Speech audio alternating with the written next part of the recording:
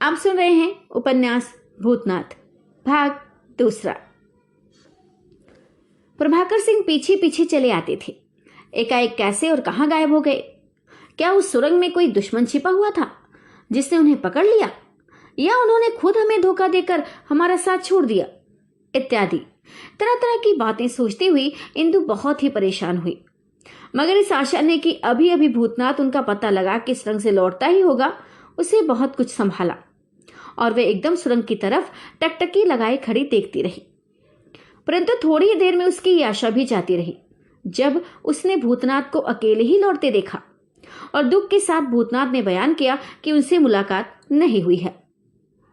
भूतनाथ ने कहा कि मेरी समझ में नहीं आता कि क्या भेद है और उन्होंने हमारा साथ क्यों छोड़ा, क्योंकि अगर किसी छिपे हुए दुश्मन ने हमला किया होता तो कुछ मुंह से आवाज तो आई होती या चिल्लाते तो सही। इस पर गुलाब सिंह बोले, नहीं भूतनाथ, ऐसा तो नहीं हो सकता। प्रभाकर सिंह पर हम भागने का इंतजाम तो नहीं लगा सकते ना? भूतनाथ, हाँ जी, तो मेरा भी नहीं चाहता कि उनके विषय में मैं ऐसा कुछ कहूं, परंतु घटना ऐसी विचित्र हो गई कि मैं किसी तरह अपनी राह पक्की नहीं कर सकता। हाँ इंदुमती, कदाचित इस विषय में कुछ कह सकती हो। इतना कहकर भूतनाथ ने इंदु की तरफ देखा, मगर इंदु ने कुछ जवाब नहीं दिया। सिर झुकाए जमीन की तरफ देखती रही, मानो उसने कुछ सुना ही नहीं। अब की दफे गुलाब सिंह ने उसे संबोधन किया, जिससे वह चौंकी और एकदम से फूट फूट कर रोने लगी और कहने लगी कि बस, मेरे लिए तो दुनिया ही इतनी थी। मालूम हो गया कि मेरी बदकिस्मती मेरा साथ नहीं छोड़ेगी। मैं व्यर्थ ही आशा में पड़कर दुखी हुई और उन्हें भी दुख दिया। मेरे ही लिए उन्हें इतना कष्ट भोगना पड़ा और मुझ अभागिन के ही कारण उन्हें जंगल की खाक छाननी पड़ी। हाय, क्या मैं अब पुनः इस दुनिया में रहकर उनके दर्शन की आशा कर सकती हूँ? क्यों ना इस समय ही अपने दुखांत नाटक का अंतिम पर्दा गिराकर निश्चिंत हो जाऊं। इत्यादि इसी ढंग की बातें करती हुई इंदु प्रलाप अवस्था को लांग कर बेहोश हो गई और जमीन पर गिर पड़ी। गुलाब सिंह और भूतनाथ को उसके विषय में बड़ी चिंता हुई और वे लोग उसे होश में लाकर समझाने बुझाने तथा शांत करने की चिंता करने लगे।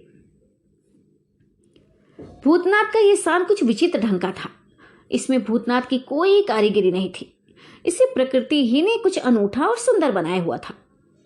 इसके विषय में अगर भूतनाथ की कुछ कारीगरी थी तो केवल इतनी ही कि उसने इसे खोज निकाला था, जिसका रास्ता बहुत ही कठिन और भयानक था। जिस जगह इंदुमती, भूतनाथ और गुलाब सिंह खड़े हैं, वहां से दिन के समय यदि आप आंख उठाकर चारों तरफ देखेंगे तो आपको मालूम होगा कि लगभग 14 या 15 बीघे की चौरस जमीन चारों तरफ से ऊंचे ऊंचे और सर्व सब्ज पहाड़ों से सुंदर और सुहावने सरोवर के जल से घिरी हुई है। जिस तरह चारों तरफ के पहाड़ों पर खुशरंग फूल पत्ती की बहुतायत दिखाई दे रही है, उसी तरह ये जमीन भी नरम घास की बदौलत सब्ज मखमली फर्श का नमूना बन रही है और जगह जगह पर पहाड़ से गिरे हुए छोटे छोटे चश्मे भी बह रहे हैं। यद्यपि आजकल पहाड़ों के लिए सर सब्जी का मौसम नहीं है, मगर यहाँ पर कुछ ऐसी कुदरती तरवट है कि जिसके सबब से पतझड़ के मौसम का कुछ पता ही नहीं लगता। यूं समझ सकते हैं कि बरसात के मौसम में आजकल से कहीं बढ़ चढ़कर खूबी, खूबसूरती और सर सब्जी नजर आती होगी। इस स्थान में किसी तरह की इमारत बनी हुई नहीं थी, मगर चारों तरफ के पहाड़ों में सुंदर और सुहावनी गुफाओं और कंदराओं की इतनी बहुतायत थी कि हजारों आदमी बड़ी खुशी और आराम के साथ यहां गुजार सकते थे। इन्हीं गुफाओं में भूतनाथ तथा उसके 30-40 संगी साथियों का डेरा था और इन्हीं गुफाओं में उसके जरूरत की सब चीजें और हरबे इत्यादि रहा करते थे तथा उसके पास जो कुछ दौलत थी वह भी कहीं इन्हीं जगहों में होगी, जिसका ठीक ठीक पता उसके साथियों को भी नहीं था। भूतनाथ का कथन है कि ऐसे ऐसे कई स्थान उसके कब्जे में हैं और इस बात का कोई निश्चय नहीं है कि कब या कितने दिनों तक वह किस स्थान में अपना डेरा रखता है या रखेगा। सुबह की सफेदी अच्छी तरह फैल चुकी थी। भूतनाथ और गुलाब सिंह के उद्योग से इंदुमती होश में आई। यद्यपि वह खुद इस खो के बाहर होकर प्रभाकर सिंह की खोज में जान तक देने के लिए तैयार थी और ऐसा करने के लिए वह जिद भी कर रही थी, मगर भूतनाथ और गुलाब सिंह ने उसे बहुत समझा बुझाकर ऐसा करने से बाज रखा था और वादा किया कि बहुत जल्द उसका पता लगाकर उनके दुश्मनों को नीचा दिखाएंगे। ये सब बातें हो ही रही थी कि भूतनाथ के आदमी गुफाओं और कंदराओं में से निकलकर वहां आ पहुंचे, जिन्हें भूतनाथ ने अपनी अय्यारी भाषा में कुछ समझा बुझाकर विदा किया था। इसके बाद एक स्वच्छ और प्रशस्त गुफा में, जो उसके डेरे के बगल में थी, इंदुमती का डेरा लगाकर गुलाब सिंह को उसके पास छोड़कर वह भी उन दोनों से विदा और अपने एक शागिर्द को साथ लेकर उसी सुरंग की राह अपनी इस दिलचस्प पहाड़ी के बाहर हो गया। जब भूतनाथ सुरंग के बाहर हुआ तो सूर्य भगवान उदय हो चुके थे। उसे जरूरी कामों अथवा नहाने धोने खाने पीने की भी कुछ फिक्र नहीं थी। वह केवल प्रभाकर सिंह का पता लगाने की धुन में था। यह वह जमाना था जब चुनार की गद्दी पर महाराज शिवदत्त को बैठे 2 वर्ष का समय बीत चुका था। उसकी अय्याशी की चर्चा घर घर में फैल रही थी और बहुत से नालायक तथा लुच्चे शोहदे उसकी जात से फायदा उठा रहे थे। उधर जमानिया में दारोगा साहब की बदौलत तरह तरह की साजिशें हो रही थी और उनकी कमेटी का दौरा खूब अच्छी तरह तरक्की कर रहा था। अस्तु इस समय खड़े होकर सोचते हुए भूतनाथ का ध्यान एक दफे जमानिया की तरफ और फिर दूसरी दफे चुनारगढ़ की तरफ गया।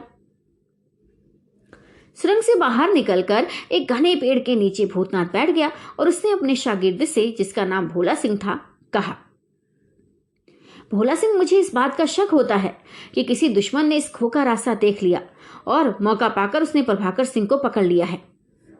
भोला, मगर गुरुजी, मेरे चित्त में तो ये बात नहीं बैठती। क्या प्रभाकर सिंह इतने कमजोर थे कि आपके पीछे आते समय एक आदमी ने उन्हें पकड़ लिया और उनके मुंह से आवाज तक नहीं निकली? इसके अतिरिक्त ये तो संभव ही नहीं था कि बहुत से आदमी आपके पीछे पीछे आते और आपको आहट भी न मिलती।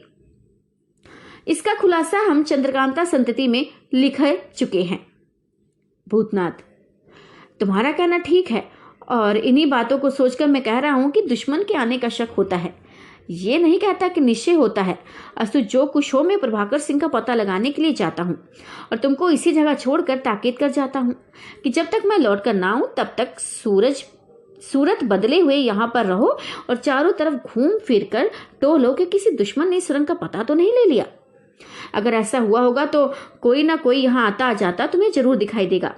यदि कोई जरूरत पड़े तो तुम निस्संदेह अपने डेरे सुरंग के अंदर चले जाना। मैं इसके लिए तुम्हें मना नहीं करता, मगर जो कुछ मेरा मतलब है उसे तुम जरूर अच्छी तरह समझ गए होगे। भोला, जी हाँ, मैं अच्छी तरह समझ गया। जहां तक हो सकेगा मैं इस काम को होशियारी के साथ करूंगा। आपको शिकायत का कोई भी मौका नहीं दूंगा। आपकी जहां इच्छा हो आप जाइए, बेफिक्र होकर जाइए। मैं आपको शिकायत का कोई भी मौका नहीं दूंगा, बेफिक्र रहिए। भूतनाथ, अच्छा तो अब मैं जाता हूं। इतना कहकर भूतनाथ वहां से विदा हुए और प्रभाकर सिंह की खोज में लग गए। उसी घूम घुमुए रास्ते से होता हुआ पहाड़ों के नीचे भूतनाथ उतर आया और इधर भोला सिंह देहाती ब्राह्मण की सूरत बना जंगल में इधर उधर घूमने लगा। ठीक दोपहर का समय था। धूप खूब कड़ाके की और गरम गरम लू के झपेटे बदन को झुलसा रहे थे। ऐसे समय में भूतनाथ का शागिर्द भोला सिंह गर्मी से परेशान होकर एक घने पेड़ के नीचे बैठा आराम कर रहा था। ये स्थान यद्यपि उस सुरंग से लगभग 200-250 कोस की दूरी पर होगा, परंतु यहाँ से घूम घुमुए रास्ते और जंगली पेड़ों तथा लताओं की झाड़ियों के कारण बहुत ध्यान देने पर भी उस सुरंग का मुहाना दिखाई नहीं देता था। भोला सिंह बैठा सोच रहा था कि एकाएक उसके कान में कुछ आदमियों के बोलने की आहट मालूम हुई। हमारे श्रोताओं और पाठकों में से जो महाशय जंगल की हवा खा चुके या पहाड़ों की सैर कर चुके हैं, उन्हें ये बात जरूर मालूम होगी कि जंगल में सन्नाटे के समय मुसाफिरों की बातचीत करते हुए चलने की आहट बहुत बहुत दूर तक के लोगों को भी मिल जाती है। यहाँ तक कि आध कोस की दूरी पर भी यदि 2-4 आदमी बातचीत करते चले जाते हों तो ऐसा मालूम होगा कि थोड़ी दूर पर कुछ आदमी बातें कर रहे हैं, परंतु शब्द साफ साफ सुनाई नहीं देंगे। साथ ही इसके इस बात का पता लगाना भी जरा कठिन होगा कि ये बातचीत करते हुए जाने वाले आदमी किधर और कितनी दूर होंगे। अस्तु जब भोला सिंह को कुछ आदमियों के बोलने की आहट मालूम हुई तो ठीक ठीक पता लगाने और जांच करने की नीयत से वह उस पेड़ के ऊपर चढ़ गया और चारों तरफ गौर से देखने लगा, मगर कुछ पता नहीं लगा और ना कोई आदमी ही दिखाई पड़ा। लाचार वह पेड़ के नीचे उतर आया और उसी आहट की सीध पर खूब गौर करता हुआ उत्तर की तरफ चल पड़ा, जिधर के जंगली पेड़ बहुत घने और गुजान थे। कुछ दूर तक चले जाने पर भी भोला सिंह को किसी आदमी का तो पता ना लग सका, मगर एक छोटे से पेड़ के नीचे बेहोश प्रभाकर सिंह पड़े जरूर दिखाई दिए। यद्यपि उसने आज रात के समय प्रभाकर सिंह को देखा नहीं था, क्योंकि उस घाटी में जहां भूतनाथ का डेरा था पहुंचने के पहले ही वे गायब हो चुके थे। परंतु प्रभाकर सिंह एक अमीर, बहादुर और नामी आदमी थे, इसलिए भोला सिंह उन्हें पहचानता जरूर था और कई दफे अय्यारी की धुन में शहर में देखा भी था। इसके अतिरिक्त आज भूतनाथ ने उसे यह भी बता दिया था कि जिस समय प्रभाकर सिंह हमारे साथ से गायब हुए हैं उस समय उनकी पोशाक फलाने ढंग की थी तथा उनके पास अमोघ हरबे थे। इन सब कारणों से भोला सिंह को उनके पहचानने में किसी तरह की कोई दिक्कत नहीं हुई और वह उन्हें ऐसी अवस्था में पड़े हुए देखते ही चौंक पड़ा। वह उनके पास बैठ गया और गौर से देखने लगा कि क्या उन्हें किसी तरह की चोट आई है या कोई आदमी जान से मारकर छोड़ गया है। किसी तरह की चोट का पता तो ना लगा, मगर इतना मालूम हो गया कि मरे नहीं बल्कि बेहोश पड़े हैं। भोला सिंह ने अपने अय्यारी के बटुए में से लखलखा निकाल और सुंघाने लगा। थोड़ी ही देर में प्रभाकर सिंह होश में आ गए और उन्होंने अपने सामने एक देहाती ब्राह्मण को बैठे देखा। प्रभाकर, आप कौन हैं? कृपया कर अपना परिचय दीजिए। मैं आपका बड़ा ही कृतज्ञ हूं, क्योंकि आज निसंदेह आपने मेरी जान बचाई है। भोला, मैं एक गरीब देहाती ब्राह्मण हूं। इस राह से जा रहा था कि एकाएक आपको इस तरह पड़े हुए देखा, फिर जो कुछ बन सका कर दिया। प्रभाकर, अरे नहीं, कदापि नहीं। आप ब्राह्मण भले ही हों, परंतु देहाती और गरीब नहीं हो सकते। आप जरूर कोई अय्यार है। भोला, ये शक आपको कैसे हुआ? प्रभाकर, यद्यपि मैं अय्यारी नहीं जानता, परंतु ऐसे मौके पर आपको पहचान लेना कोई कठिन काम नहीं था, क्योंकि आपने बहुता उम्दा लखलखा सुंघा कर मेरी बेहोशी दूर की है, जिसकी खुशबू अभी तक मेरे दिमाग में गूंज रही है। क्या कोई आदमी जो अय्यारी नहीं जानता हो ऐसा लखलखा बना सकता है? आप ही बताइए। भोला, आपका कहना ठीक है, मगर मैं। प्रभाकर, अरे नहीं नहीं, इसमें कुछ सोचने और बात बनाने की जरूरत नहीं है। मैं आपसे मिलकर बड़ा प्रसन्न हुआ, क्योंकि मुझे निश्चय है कि आप जरूर मेरे दोस्त भूतनाथ के अय्यार हैं, जिनसे सिवाय भलाई के बुराई की आशा हो ही नहीं सकती। भोला, बात तो बेशक ऐसी ही है। मैं जरूर भूतनाथ का अय्यार हूं और वे आपका पता लगाने के लिए गए हैं, मगर ये तो बताइए कि आप एकाएक गायब क्यों हो गए और आपकी ऐसी दशा किसने की है? प्रभाकर, मैं ये सब हाल तुमसे बयान करूंगा और ये भी बताऊंगा कि क्यों और कैसे मेरी जान बच गई, मगर इस समय नहीं, क्योंकि दुश्मनों के हाथ से तकलीफ उठाने के कारण मैं बहुत ही कमजोर हो रहा हूं और अब मुझसे ज्यादा बात करने की भी ताकत नहीं है। तो जिस तरह हो सके मुझे अपने डेरे पर ले चलो, वहां सब कुछ सुन लेना और उसी समय इंदुमती तथा गुलाब सिंह को भी मेरा हाल मालूम हो जाएगा। यद्यपि मुझ में चलने की ताकत नहीं है, मगर तुम्हारे मोड़े का सहारा लेकर धीरे धीरे वहां तक पहुंच जाऊंगा। भोला, अच्छी बात है, मैं तो आपको पीठ पर लाद कर भी ले जा सकता हूं।